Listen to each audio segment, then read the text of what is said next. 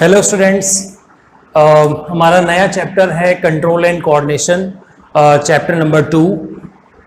ये चैप्टर का नाम है कंट्रोल एंड कोऑर्डिनेशन। इसमें हमें जो भी पढ़ाया जाएगा वो हमारे बॉडी के नर्वस सिस्टम के बारे में, या हम कैसे कंट्रोल करते हैं और उसे कोऑर्डिनेट कैसे करते हैं। सपोज एक ऑर्गन दूसरे ऑर्गन से कोऑर्डिनेट कैसे करता है, उन चीज़ों के बारे में पढ़ाया जाएगा। अच्छा, इसमें लाइव प्रोसेस के अंदर इस टॉपिक को नहीं रखा गया। लाइव प्रोसेस में इसे काउंट क्यों नहीं किया गया? क्योंकि जो प्रोसेस लाइफ को मेंटेन करने में हेल्प करती हैं, यानी जो हमें जिंदा रखने में हेल्प करते हैं, उन्हें हम बोलते हैं लाइव प्रोसेस। लेकिन कंट्रोल एंड कोऑर्डिनेशन में तो ऐसा कुछ होने वाला नहीं है। सपोज, ऐसा क्यों मैं कह रहा हूं, सपोज किसी इंसान को कोई अटैक हुआ और वो पैरालिसिस अटैक हो गया, उसका एक ऑर्गन साइड का काम करना बंद कर दिया, तो मतलब यानी उसका कोऑर्डिनेशन या कंट्रोल उस जगह पे नहीं है, तो क्या वो मर गया? नहीं। इसी तरीके से जो इंसान कोमा में चले जाते हैं या ब्रेन डेड हो जाता है, बहुत समय के लिए उनका सिस्टम काम नहीं करता, तो हम ऐसा भी नहीं कह सकते कि वो भी डेड हो गए हैं। That's why control and coordination को हमने लाइव प्रोसेस में नहीं काउंट किया हुआ है। तो यहाँ पर जो मेन प्रोसेस है आपकी कैसे चलता है, नहीं हम पढ़ेंगे अपना नर्वस सिस्टम और एंडोक्राइन सिस्टम, यानी हॉर्मोन्स वाला। प्लांट्स के बारे में भी हम पढ़ेंगे और एनिमल्स के बारे में भी पढ़ेंगे। अच्छा, एक इन्फॉर्मेशन और है कि ये चैप्टर अभी एनसीईआरटी ने निकाला हुआ है, तो खैर ये बात नॉलेज के लिए हम लोग पढ़ने वाले हैं, काफ़ी अच्छा रहेगा। खैर मैं इसको आपको पूरा समझाऊंगा। तो कंट्रोल एंड कोऑर्डिनेशन में पहला सिस्टम जो आएगा आपका, वो क्या आएगा, उसे हम बोलेंगे सिस्टम, यानी हमारा नर्वस सिस्टम का जो पार्ट है, हम उसके बारे में एक आपको ओवरव्यू दे रहे हैं कि हमारा नर्वस सिस्टम क्या होता है। तो जब भी कोई नर्वस सिस्टम बनता है तो कैसे बनता है, चलिए उस बारे में बात करते हैं। तो जैसे हमारा नर्वस सिस्टम, अगर मैं इसका एक ओवरव्यू आपको यहां पर दिखाऊं, तो यहां पर जो ब्रेन को मैं ये डिनोट कर रहा हूं, ये ब्रेन है, और ब्रेन के ही एक्सटेंशन को मैं बोलता हूं स्पाइनल कॉर्ड। ये हो गया स्पाइनल कॉर्ड। अब इस ब्रेन, यानी मैं इसको ब्रेन, ये ब्रेन है भाई, और ये स्पाइनल कॉर्ड है। विजिबल दिख रहा होगा आपको, ब्रेन और स्पाइनल कॉर्ड आपको दिख रही है। अब यहां पर जो ब्रेन है उसके साथ साथ स्पाइनल, यानी जो भी सिग्नल्स हमारे आते हैं वो ब्रेन से जनरेट होकर स्पाइनल कॉर्ड को जाएंगे, या जो भी हम मैसेज देंगे या आने वाले, जैसे ब्रेन से मैसेज आने वाले हों तो वो इस डायरेक्शन में जाएंगे, ऐसे आके ऐसे ऑर्गन तक जाएंगे। और अगर हमारे सेंसरी ऑर्गन से जो मैसेज आ रहे हैं वो स्पाइनल कॉर्ड तक पहुंच के फिर ऐसे ब्रेन तक जाएंगे। तो ये हो गया आपका एक ओवरव्यू। अभी इसके बारे में पढ़ेंगे जब हम लोग, तो नर्वस सिस्टम के पार्ट समझेंगे। नर्वस सिस्टम के बेसिकली दो पार्ट होते हैं, पहला होता है CNS और दूसरा होता है PNS, पेरिफेरल नर्वस सिस्टम। मैं इसको बोल देता हूं, CNS का मतलब होता है सेंट्रल नर्वस सिस्टम,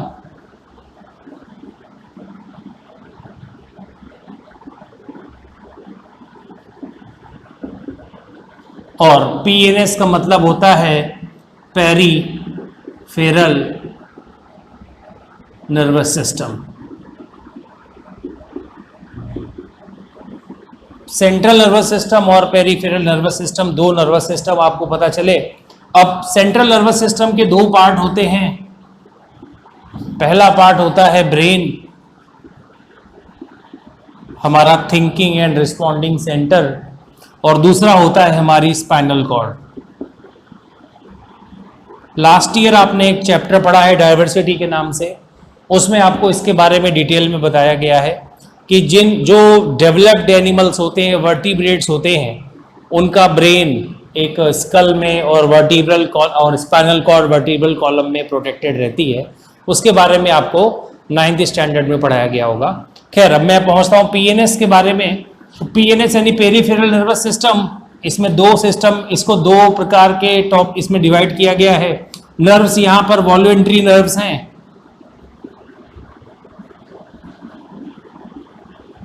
और यहां दूसरा हमारा इनवॉलंटरी।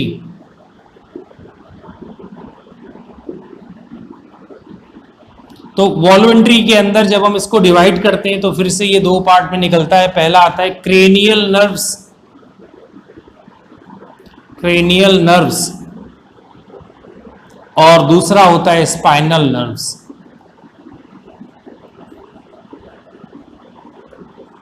यानी जो नर्व्स क्रेनियम से अराइज होती हैं, यहां से अराइज होती हैं, उन्हें हम बोलते हैं क्रेनियल नर्व्स, और जो नर्व्स स्पाइनल कॉर्ड से अराइज होती हैं उन्हें हम बोलते हैं स्पाइनल नर्व्स। अच्छा, इनवॉलंटरी के अंदर दो से, इसका एक नाम और है ANS, यानी autonomic nervous system. ANS means autonomic nervous system, यानी ये क्या करता है, जो हमारा मतलब जो ऑटोमेटिक जैसे सिस्टम, जैसे इनवॉलंटरी एक्शंस होते हैं, जैसे हार्ट बीट हो रही है, तो हार्ट बीट जब जैसे इसके भी दो पार्ट हैं, वो मैं आपको बता रहा हूं। इसमें एक पार्ट होता है आपका सिंपैथेटिक, और दूसरा पार्ट होता है इसमें पैरासिम्पैथेटिक।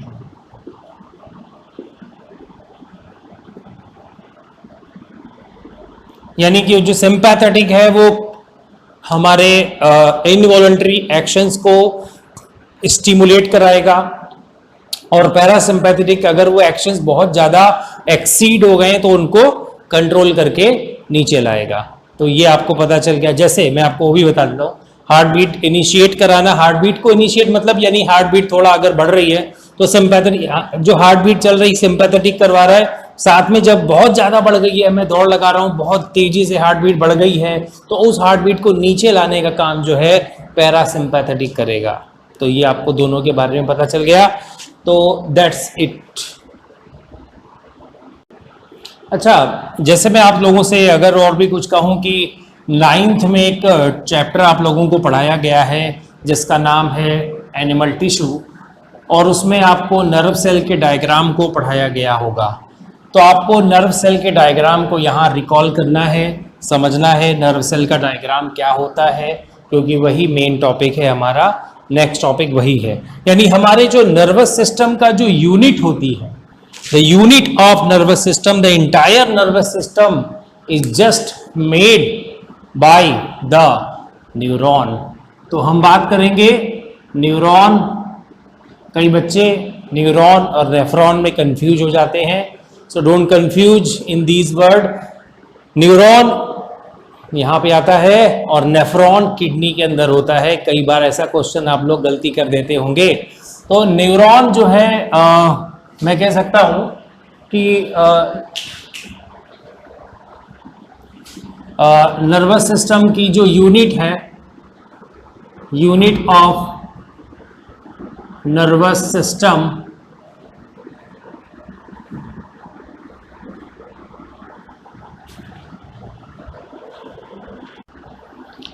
तो चलिए आपको अब समझा दिया जाए कि नर्व सेल का डायग्राम कैसा होता है, नर्व सेल क्या होती है, साइनैप्स क्या होता है, और न्यूरोमस्कुलर जंक्शन क्या होता है।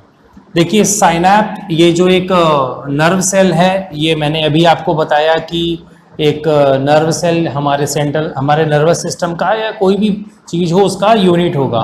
तो इसका जो सबसे अपर पार्ट होता है, इतने पार्ट को हम बोलते हैं साइटॉन, और इसके बाद जो पार्ट स्टार्ट होता है, यानी ये पार्ट यहां से लेके यहां तक, इसको बोलते हैं एक्सॉन।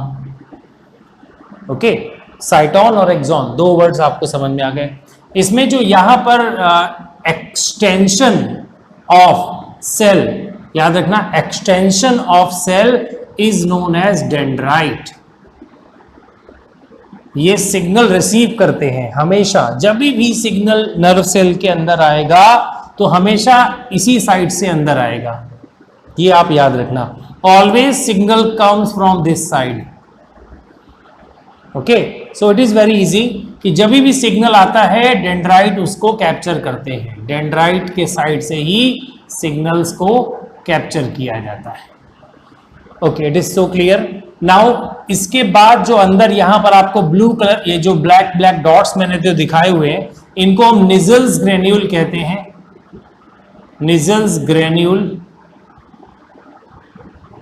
इनका काम राइबोसोम के जैसा होता है, यानी ये प्रोटीन सिंथेसिस करा सकते हैं, ये राइबोसोम्स के जैसे होते हैं और ये प्रोटीन सिंथेसिस करवाते हैं इसके लिए। इसका जो सेंटर में यहां पर आपको डायग्राम दिख रहा है, ये इसका न्यूक्लियस है। अब यहां जो स्ट्रक्चर्स हैं ये काफी इंपॉर्टेंट पार्ट्स हैं, that is the main part. इस पूरे पार्ट को, बीच वाले पार्ट को हम बोलेंगे एक्सॉन रॉड। उसके बाद जो अंदर ब्लैक ब्लैक सा स्ट्रक्चर दिख रहा है, मैं इसको नाम दूंगा माइलिन।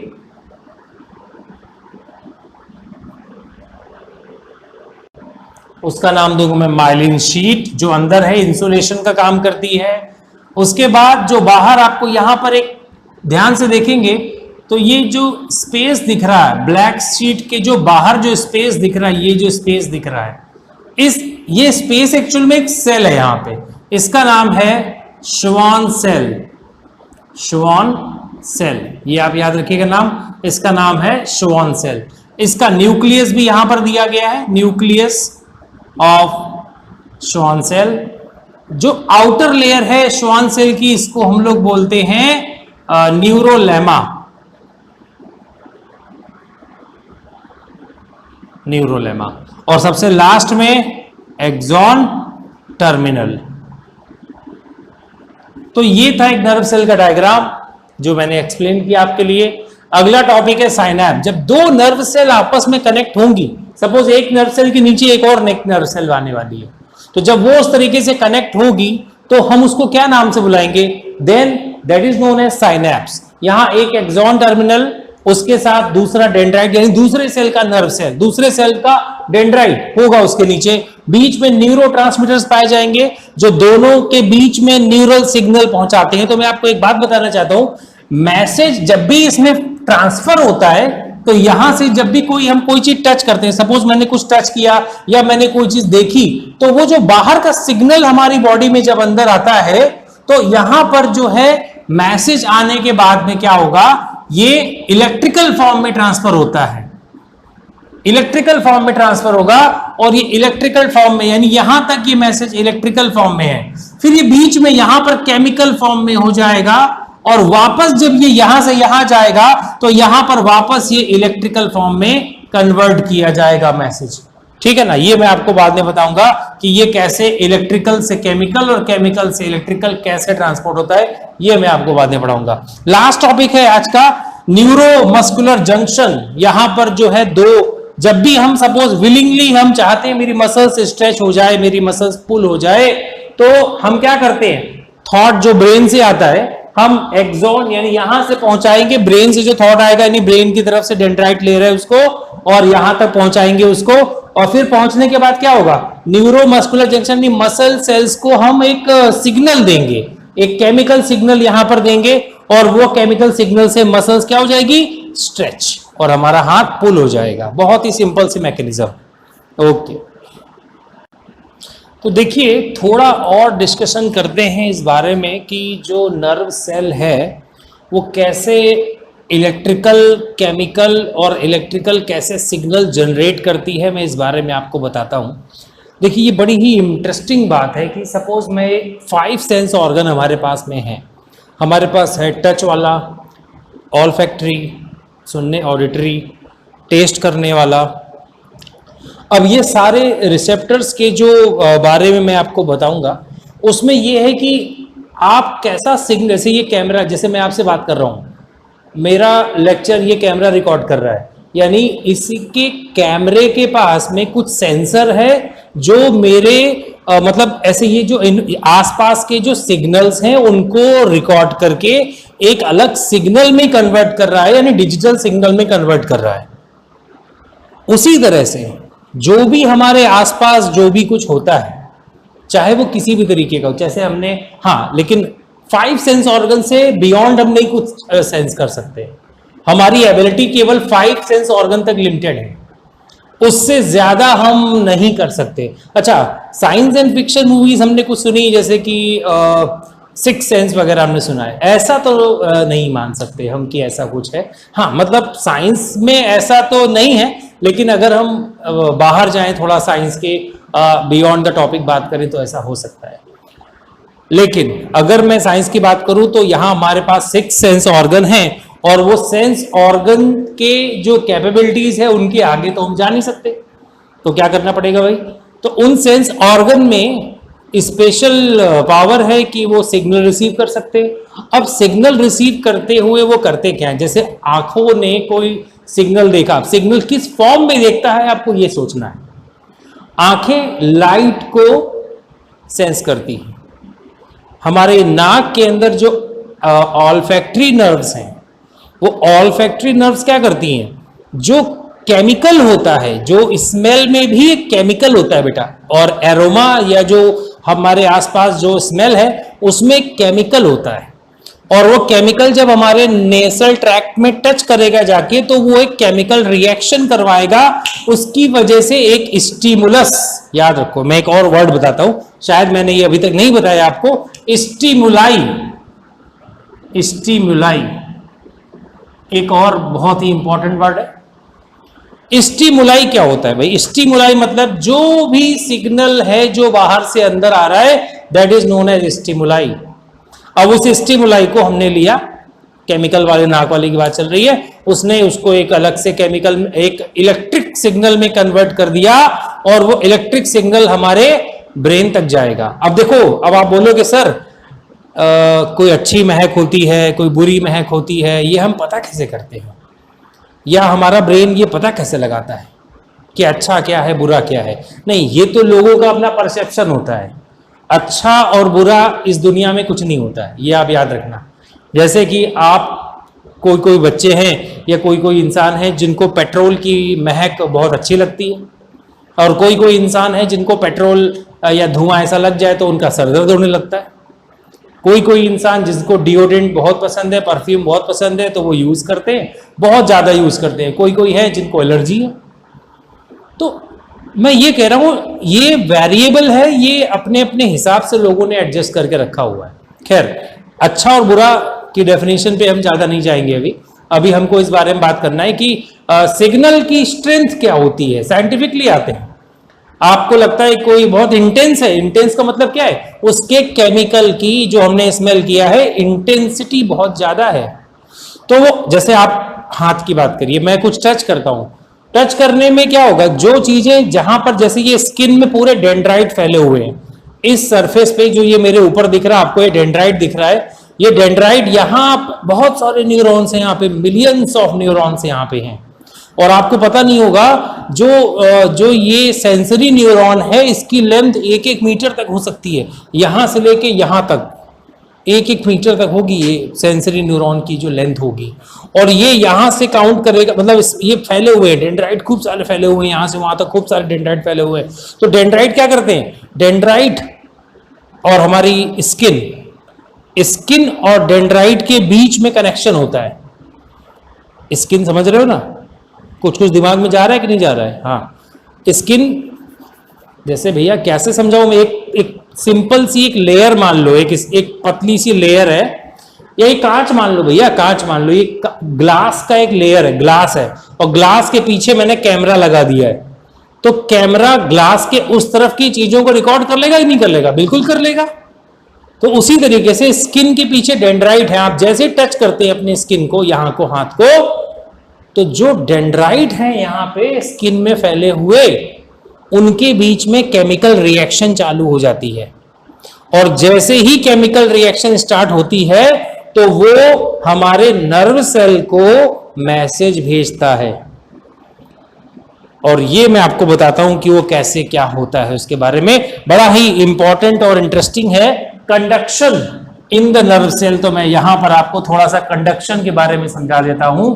नीचे देखिएगा इस साइड पे, मैं यहां पर आपको बता रहा हूं, जैसे ये ऊपर टॉप में क्या हो रहा होगा, यहां टॉप में क्या हो रहा है वो मैं आपको यहां साइड में समझा रहा हूं। कंडक्शन ऑफ नर्व सेल मैं आपको यहां पे समझा रहा हूं, तो देखिएगा आप लोग। अच्छा, कंडक्शन ऑफ नर्व सेल इधर समझाता हूं। अच्छा आपको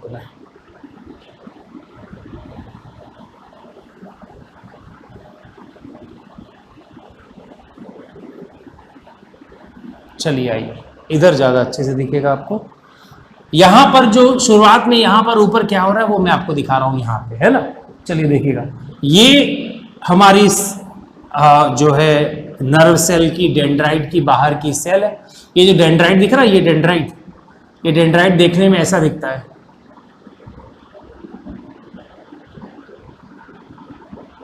या तो मैं ऐसे बना देता हूँ, डेंड्राइट देखने में ऐसे दिखता है। और ये डेंड्राइट की स्किन में ये ऐसे दिखा रहा हूं मैं, आउटर साइड को दिखा रहा हूं मैं यहाँ पे। तो यहां पर जो है सोडियम आयंस और पोटेशियम आयन के बीच में सारी कहानी होती है। प्लस आयन बाहर होंगे सारे के सारे, याद रखना इस बात को, सारे के सारे प्लस आयन जो है बाहर के साइड पाए जाएंगे, यानी सारे प्लस आउटसाइड होंगे। और जब प्लस आउटसाइड हो, हाँ समझ में आ रहा है कि नहीं आ रहा, प्लस साइड या कहां बाहर है, कुछ हवा में बातें नहीं हो रही हैं, समझ में आना चाहिए। ये बातें आपके मतलब दिमाग में जानी चाहिए कि ये डेंड्राइट का स्ट्रक्चर सर ने बनाया है, और ये डेंड्राइट के स्ट्रक्चर की आउटर मेम्ब्रेन है जो मैं ये बना रहा हूं। Are you getting my point? Okay, तो ये प्लस साइड बाहर है, माइनस साइड अंदर होगा, तो मैं आपको माइनस साइड भी बनाता हूं। ये रहा माइनस साइड अंदर। इस कंडीशन को जब प्लस बाहर हो और माइनस अंदर हो तो हम इसको बुलाते हैं पोलराइजेशन।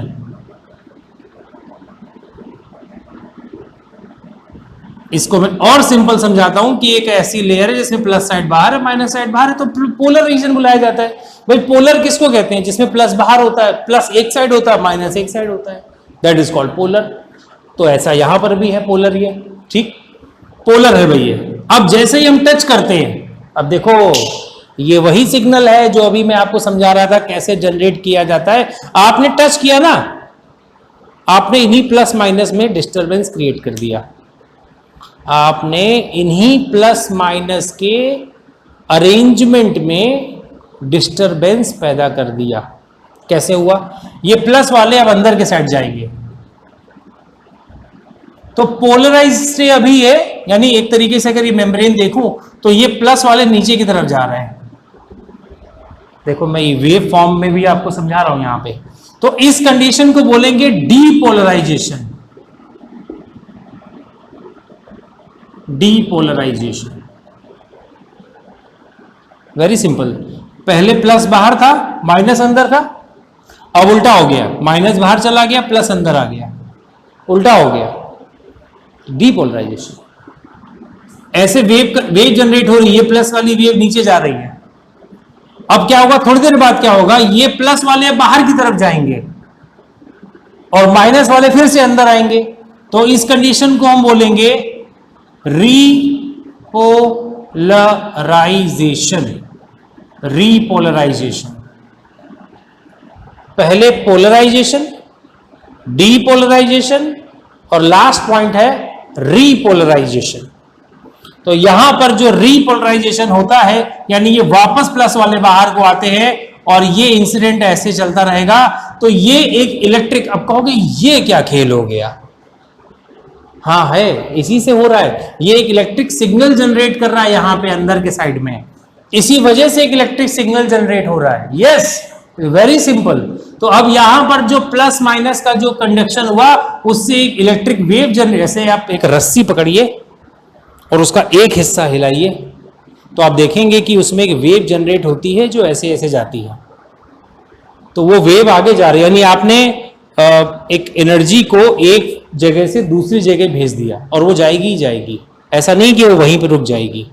ये वेव लीनियर ऑर्डर में आगे जाएगी, तो इसी तरीके से ये वेव भी लीनियर ऑर्डर में आगे जाएगी।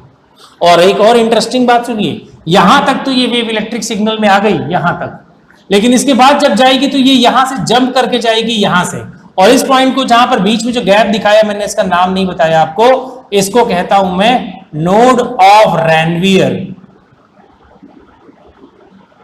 नोड ऑफ रैनवियर याद रखिएगा थोड़ा सा। नोड ऑफ रैनवियर थोड़ा छोटा दिख रहा होगा, मैं इसको बड़ा कर देता हूं।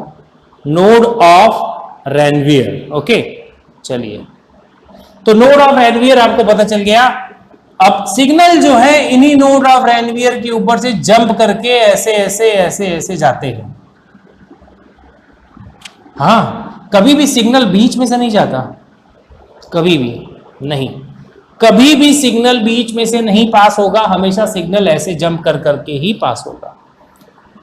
तो ये जो मैंने आपको पढ़ाया, नर्व सेल का कंडक्शन भी बता दिया मैंने आपको, नर्व सेल का डायग्राम बता दिया मैंने आपको, न्यूरोमस्कुलर जंक्शन बता दिया मैंने आपको, साइनैप्स बता दिया मैंने आपको। उसके बाद अगला टॉपिक है टाइप्स ऑफ नर्व्स। तो नर्व्स क्या होती हैं? जो हमारी सिग्नल पहुंचाने का काम करती हैं, एक जगह से सिग्नल दूसरी जगह पहुंचाने का काम करते हैं। तो यहां पर कितने प्रकार की नर्व्स होती हैं? 3 प्रकार की नर्व्स होती हैं। पहली नर्व्स होती है हमारी सेंसरी, दूसरी नर्व होती है हमारी इंटरनर्व या इंटरन्यूरॉन, और तीसरी होती है मोटर न्यूरॉन। तो मैंने ओरली बोल दिया, मैं आपको इसको बोर्ड पे भी समझाता हूं, देखिएगा। सबसे neuron, types of neuron, types of neuron, types of neuron जो है बेसिकली 3 टाइप के होते हैं। सेंसरी न्यूरॉन,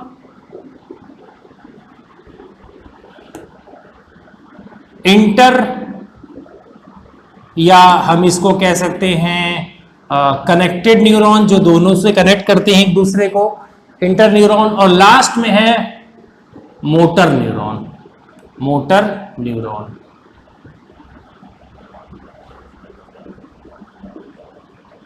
बहुत ही सिंपल टॉपिक है ये, बहुत ही सिंपल टॉपिक है। जो हमारे सेंस ऑर्गन से मैसेज को रिसीव करके हमारे स्पाइनल कॉर्ड तक भेजे, फाइनली वो मैसेज ब्रेन तक ही जाने वाला है, पर मैं स्पाइनल कॉर्ड ही लिख रहा हूं यहां पे, आपको दिख रहा होगा स्पाइनल कॉर्ड यहां पे लिखा हुआ है। स्पाइनल कॉर्ड तक स्टिमुलाई या सिग्नल भेजे, स्टिमुली भी लिख सकते हैं आप, स्टिमुली भेजता है, that is known as sensory neuron. बहुत ही सिंपल है। मोटर में पहले बताऊंगा, जो हमारे थॉट या जो हम जो चाहते हैं, पैर उठाना, हाथ उठाना, हमारे जो विल पावर पे जो न्यूरॉन काम कराता है हमारे मसल्स को, यानी मैंने उसको ब्रेन से मैसेज दिया और कहा कि टारगेट मसल पे जाकर एक्टिवेट हो जाओ या टारगेट मसल को जाकर हिट करो, तो टारगेट मसल को जाकर हमने स्टिमुलेट कराया और उसकी वजह से वो हमारा एक्शन हो पाया वहां पे, यानी जो अंदर से स्टिमुलाई आता है मसल्स तक जाएगा, उसे हमने बोला मोटर न्यूरॉन। Very easy. और जो न्यूरॉन इन दोनों को आपस में कनेक्ट कर दे उसे हम बोलेंगे interneuron. So that it is that much easy. Okay, तो चलिए अगला टॉपिक पढ़ा जाए। हमारा अगला टॉपिक है जिसको हम कहते हैं रिफ्लेक्स एक्शन। रिफ्लेक्स एक्शन यानी सडन रिस्पॉन्स टू स्टिमुलाई, इसे हम बोलते हैं रिफ्लेक्स एक्शन। सपोज आप बचपन में, मतलब बहुत पहले भी पढ़ चुके होंगे आप इस टॉपिक को। आप कहीं जा रहे रास्ते में और अचानक से आपकी तरफ एक गेंद आ रही है, तो आप क्या करेंगे? ऐसे हट जाएंगे। क्यों? क्योंकि आपके दिमाग ने सोचा नहीं इस बात को, बट आपके मतलब बॉडी ने एक्शन कर दिया। या आप जैसे एक्टिवा चला के जा रहे और एक्टिवा चलाते समय आपको क्या हो गया, सामने कोई कुत्ता बिल्ली आ गया, तो अचानक से आपने ब्रेक लगा दिया। यानी ये वो ऐसा रिस्पॉन्स है जिसमें ब्रेन इन्वॉल्व नहीं होता, इसे हम रिफ्लेक्स एक्शन कहते हैं। A sudden response to stimuli is known as reflex action. और देखिए यहां से जो ये जो नर्व सेल है यानी जो न्यूरॉन है वो सेंसरी न्यूरॉन मैसेज भेजेगा स्पाइनल कॉर्ड तक, और ये ब्रेन तक मैसेज नहीं जाएगा, आप ऐसा बोलोगे एनसीईआरटी में तो लिखा हुआ है मैसेज टू द ब्रेन, बाद में पता चलेगा ब्रेन को कि हाँ हुआ क्या था, इसलिए एनसीईआरटी में ऐसा लिखा हुआ है। तो सेंसरी ने मैसेज भेजा स्पाइनल कॉर्ड तक, वहां पे एक रिले न्यूरॉन होता है, जो रिले न्यूरॉन यहां से इसको मैसेज वापस ट्रांसफर करा देता है, और वो मोटर न्यूरॉन से जाकर टारगेट मसल पे वापस इफेक्ट करता है कि भैया पैर हटा लो। एक बहुत इंटरेस्टिंग बात यहां पर यह भी है कि यही मसल, यही न्यूरॉन, यही सेंसरी न्यूरॉन नॉर्मल मैसेज को भी ट्रांसफर करता है और रिफ्लेक्स एक्शन को भी ट्रांसफर करता है। ये एक अच्छा क्वेश्चन है, एक बढ़िया क्वेश्चन पूछा बच्चे ने कि जब हम ये कैसे पता लगाते हैं कि रिफ्लेक्स एक्शन होना है। भाई नर्व सेल तो वही है ना हमारी, ये सेंसरी न्यूरॉन, पर पता कैसे लगाओगे कि इस समय पे रिफ्लेक्स एक्शन होना है और इस टाइम पे सपोज मैंने कोई चीज ऐसे फेंकी तो लोगों ने पकड़ लिया नॉर्मली, लेकिन अगर वही चीज मैंने अचानक फेंक दी तो लोगों ने ऐसे हट गए, या रिफ्लेक्स क्यों आया, क्यों हुआ, तो उसके पीछे एक छोटा सा मैं रीजन दूंगा। हर एक नर्व की एक एनर्जी होती है, एक प्रॉपर एनर्जी उसमें स्टोर होती है। अगर उससे ज्यादा इंटेंसिटी का मैसेज उसे अचानक से मिल जाए तो वो उसको रिफ्लेक्स एक्शन मान लेती है। मतलब कहने का ये हुआ, जैसे अभी नर्व सेल का डायग्राम मैंने समझाया था अभी आपको, यहाँ पे नर्व सेल में एक कंडक्शन करने के लिए एक एनर्जी का एक लिमिट होती है, और उस लिमिट में अगर कोई दूसरा मैसेज मिले तो वो उसको नॉर्मल मैसेज मानेगी, लेकिन अगर उससे बियॉन्ड अचानक कोई, जैसे कोई पिन चुभती है हमारे, तो इट इरिटेट्स, वो काफी लगती है, इस वजह से हमको लगता है हाँ बहुत दर्द हो रहा है। अच्छा ठीक है, मैं देख नहीं रहा हूं, ठीक है मैं नहीं देख रहा हूं, लेकिन मैंने पीछे हाथ किया और वहां पर कुछ ऐसे चुभने वाली चीज नहीं थी, कोई ऐसी चीज थी कि नॉर्मल चीज थी, कोई लकड़ी का ऐसा टुकड़ा पड़ा हुआ था, मैंने उसके ऊपर हाथ रख दिया और बस हो गया। तो ये जो चीज है हमारा नॉर्मल हुआ, और अगर हम कोई चीज चुभने वाली रखेंगे पीछे और अगर ऐसा होता है तो हम उसको रिफ्लेक्स एक्शन मानते हैं। Okay, thank you.